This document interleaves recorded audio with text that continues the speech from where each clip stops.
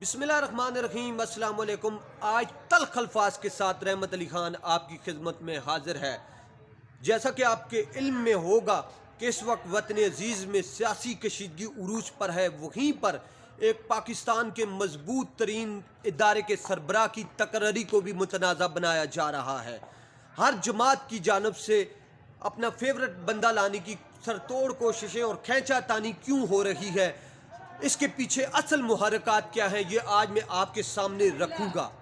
ये इस गलतफहमी में मुब्तला है कि आने वाला साहब इनको सियासी तौर पर मजबूत करेगा, इलाकी के एसएचओ की तरह इस्तेमाल करेंगे उसको और इनके पीछे हाथ बांधकर इनकी जी हुजूरी करेगा। इसका सबसे बड़ा नुकसान क्या होगा, जब लोग इनको रिजेक्ट करेंगे पाकिस्तान के, तो ये उस वक्त महकमे की बदनामी का बायस बनेंगे। कहेंगे हमारे साथ लोग इतना प्यार करते हैं, हमारे साथ इतनी मोहब्बत करते हैं, हमारे बगैर ये सांस भी नहीं लेते पाकिस्तान के लोग, हमें दीवार के साथ लगाया जा रहा है।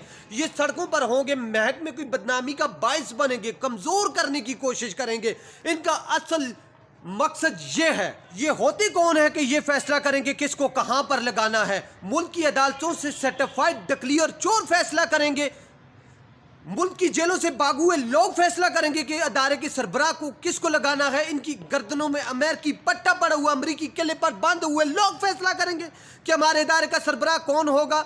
इंशाल्लाह इदारा अपने अफसरान की मिनॉरिटी और अहलियत पर खुद फैसला करेगा कि उनका सरबराह कौन होगा। हम अपने इदारों के साथ हैं। उम्मीद है मुहब्बे वतन पाकिस्तानियों को मेरी बातें पसंद आई होंगी। अल्लाह हाफिज़। पाकिस्तान जिंदाबाद।